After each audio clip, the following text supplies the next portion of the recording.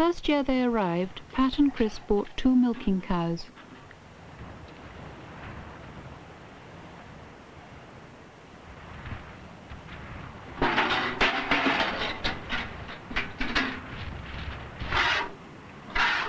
Small farmers in Connemara generally also buy bullocks in the spring to fatten them for market.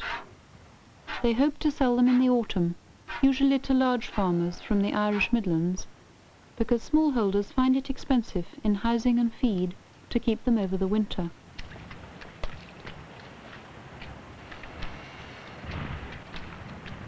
This year, Pat had no animals to sell. To this October fair at Marm Cross, he'd only transported some livestock for a neighbour. Nevertheless, he insists on the strength of the land. There's a future in the land. Even this country now, the towns are growing so big, there are a lot of immigrants returning, and anyone with land in the next 10 to 15 years, but what he can sow, he can sell. Whereby when we were kids growing up, you felt embarrassed to be a farmer because things were poor, like, you know, but now to be a farmer, well, it's like owning an oil well, like. What are you asking for them? Do you take what I'm giving you? No, I will not. You'll have to. We'll have to fall out, so did you divide it? No. Did you divide it? Divide nothing now. Go on, I'm giving you all I can, I won't get any more. You have to do lots more. Yeah, will you take another fiver for them? Up or down? No good. No use? Go on, name. Go on, it's the best I can do with you now. No, I couldn't do it. Go on, the whole lot's going together. Come on. Go on, I'd say you could sell away. No. All right. Where are you from? Television? Come on, lads. Go on, lift it up now. Go on, do what I'm saying. Give him the 3. No, I couldn't do it. Go on. No good. Come on, come on. Yeah, put another £100 on them now. Will you do what that man said? No, I couldn't. Right, so. Okay. We'll have no day. Right, no day. Thank you. I saw Mike coming up at the school. Yeah. He did. And he loaded him there and then. Fine. He wanted to get 5 or 6 if he could, he said. Oh, very good. Very good. No, he's run on. What's this run on? Hello, Mrs. Nee, how are Oh, Eamon. Long time no see. How are you doing? you? Not too bad at all. How in the name of God are you? Not too I'm bad. delighted to Not see too you. bad. How is Peggy and the family? Good, thanks. I've told them with me. They're God. sorting out money. God bless them. That's what I was saying. Well, now, how are you feeling? Not too bad, not too bad. The Not too health bad. and everything? Not too bad at time. How is the sister-in-law and your She's other good. She's in hospital now.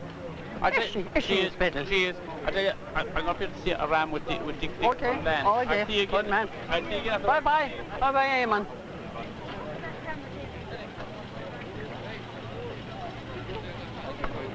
Oh, Josie, how are you? Not too bad at all. Trying to be dragging away. Well, how was everybody? Not too bad. That's good. Just keep them with yourself. Trying to keep the best I do. Ate my apple like has gone before me.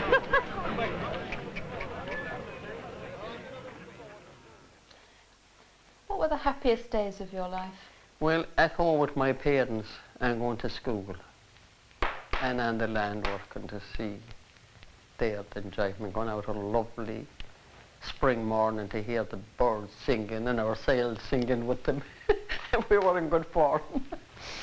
And then coming, maybe I remain down near the seashore until high evening, coming up then. We'd make our teas down there on the land we had down near the sea. When Kate visits Pat, she can look again at the land where she spent her childhood, because Pat's farm adjoins the farm where she herself was born. In her day, there were more people and more visiting and dancing. I love coming here because I generally has a nature for where I spent the happiest days I was in my childhood days. You would see a lot of company, and everything was passing, the boats, the cattle, and people going to their work. So I had 8 uncles, and the 7 of them was married in one village, about a mile along the road. There was up to 10 family in each house of them. I think there was about nearly 100 first cousins in it, not alone of the second. And then there was the rest of the houses was very obliging. If we wish to go out visiting, or if the lads gathered in, there'd be a few have-sits done, or they'd stay there for a while, have a sing-song, and listen to my grandmother telling about what was going long ago.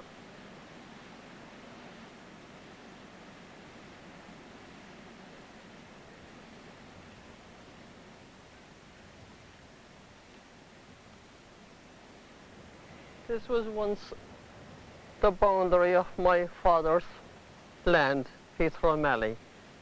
We lived about a mile from this, and this was the land of my future husband, my late husband, and his uncles. I was outside here. It was going back along there and out towards near the houses. So we used to sow our potatoes there. We used to have a great crop of potatoes in it.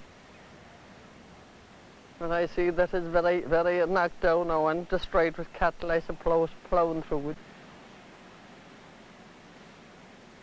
Can you remember the first day you saw your husband? I did very well, because any time I came down to this land, and that was maybe 2 times a day and every day in the week.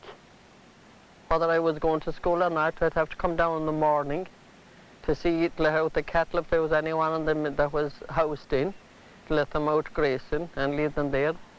And then I'd cut the shortcut up across here the bogs, you know, because I used to be going to school. And he may be in the garden there, he might be cutting turf up along here. So I passed no remarks on that time because I didn't think that he'd be ever my husband or my finance at that time, because we were a long time knowing one another. He was very good looking. He was a man that was able to work hot or cold, it never bothered him. He was in the boats, he was able to cut turf and cut sedge and cut hay. He gave us off in a day cutting hay before I knew that he'd be my husband or that I'd be his wife. Kate's husband became ill in England in 1946. He came home and died shortly afterwards. John was still a boy when his father died.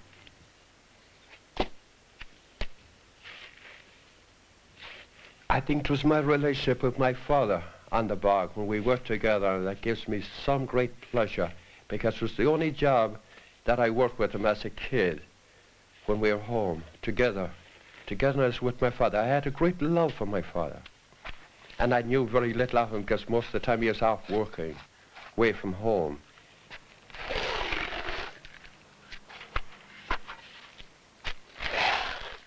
Turf cutting. Just been out on the bog cutting the feed turf. That was all.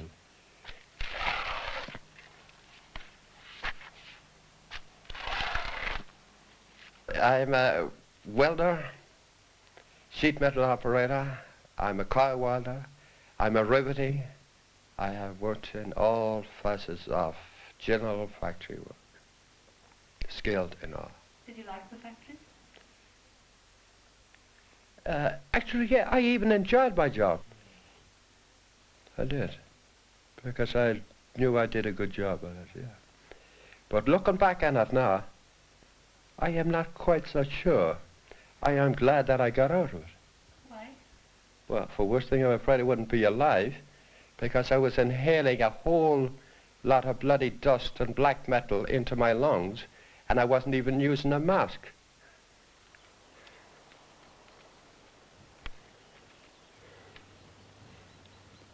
Immigration to America is more drastic than immigration to England, and returning home again to Ireland can mean that you have only intermittent contact with your new family in America.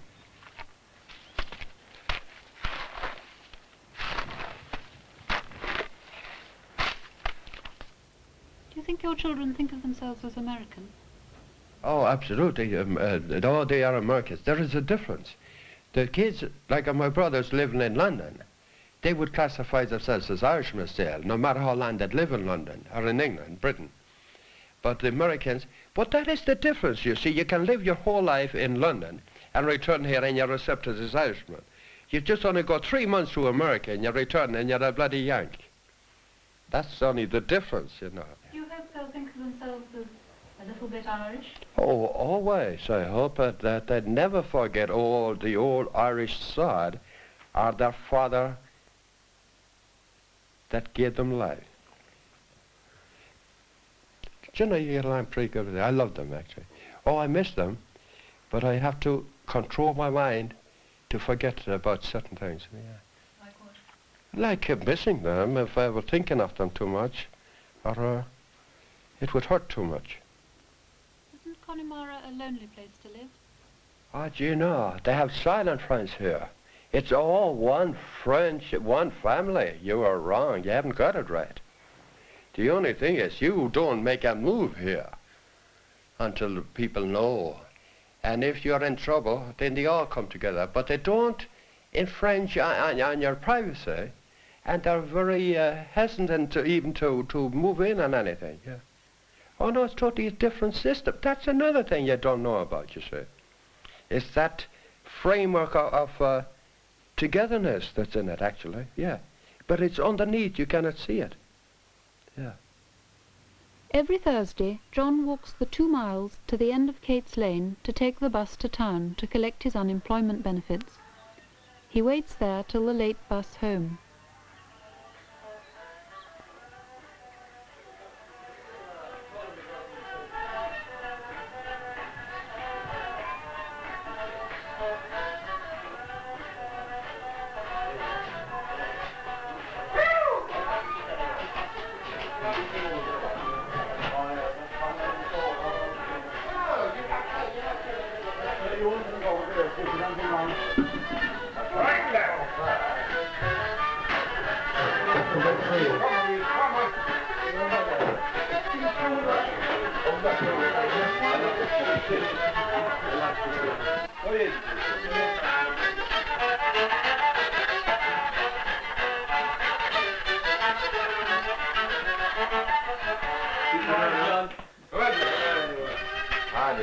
Yeah, nice to see you again, boy. Yeah, looking good. Good on you there. Yeah. Thank you very much. Yeah. Acharine ang roste shap was Paris nar vegan tawis dun bert na trur achwa bralesh kan na bastja isman wadja kupegolvatun Sinchu jene shachwi shachinu angitakak tivdun is gerada buzz Dawari here Beamer throne tar shachwije skun kaladina hushin cars Be bwachliagan agitacht nover yad rashin at knokis hadort hunking Skregleza bossa viradoro Sien gworden nach worni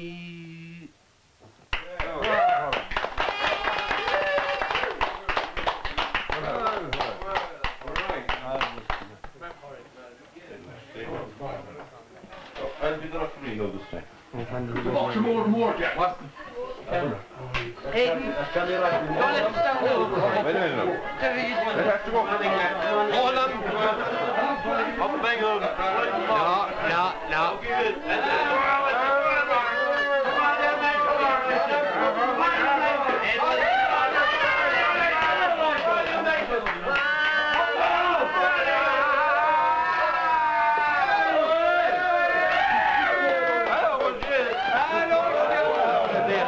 Let a man sit down. Let a man sit down. Let a Right, son, man yourself sit and down. yourself. Never mind. Hold this. Yeah. Up with it. Yeah. Wait a minute. Come up and hold it.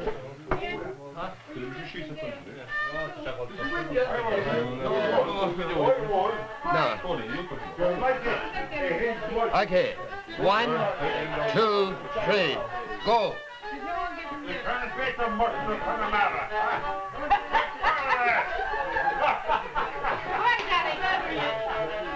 Come on, Johnny Irish.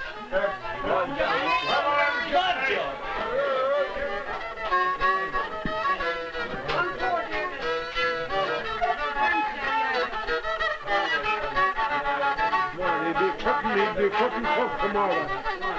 Come on, Johnny.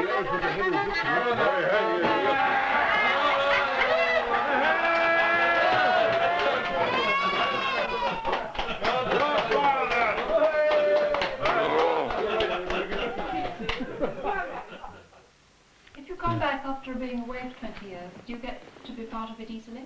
Oh, no. It'll take you quite a long time before they'll ever trust you that much again. They want to make sure that you're going to stay. That you're just not... they don't want to rekindle that friendship again so close that if you're only going to come in and get out again. I think it might be part of it. I'm not sure.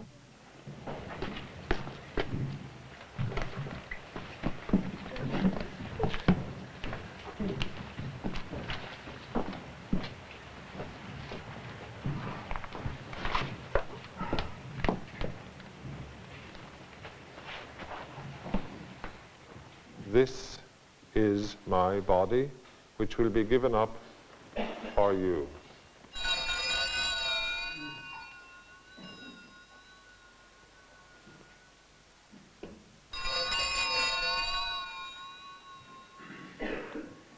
Lord, may this sacrifice, which has made our peace with you, advance the peace and salvation of all the world. Strengthen in faith and love your pilgrim church on earth, your servant Pope John Paul.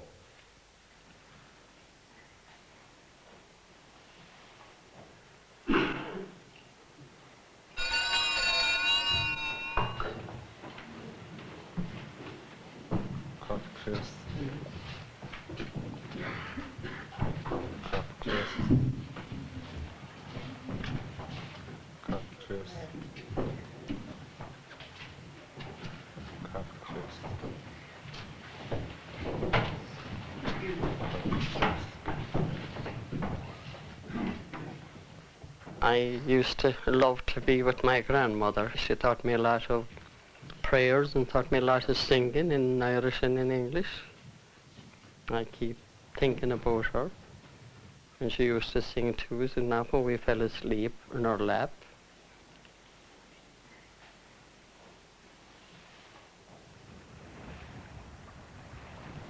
I think it's nice to have a large family. I never objected. And if God had granted me more than what I had, I was a mother of 13. If I had more, I would plant and give myself up to God for that, because it was God's will.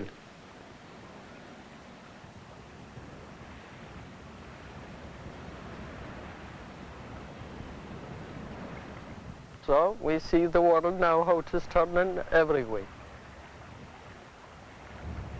We never thought that it should come back to the day that we'd be getting old ourselves.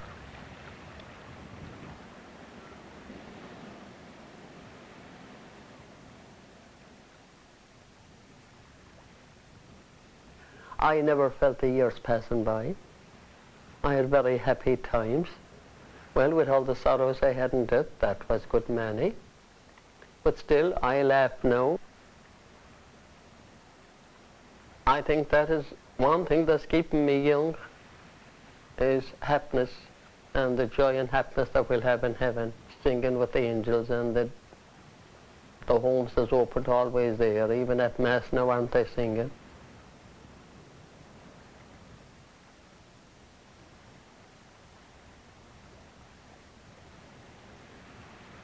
No, death is nothing. I think death is a nice thing when it comes.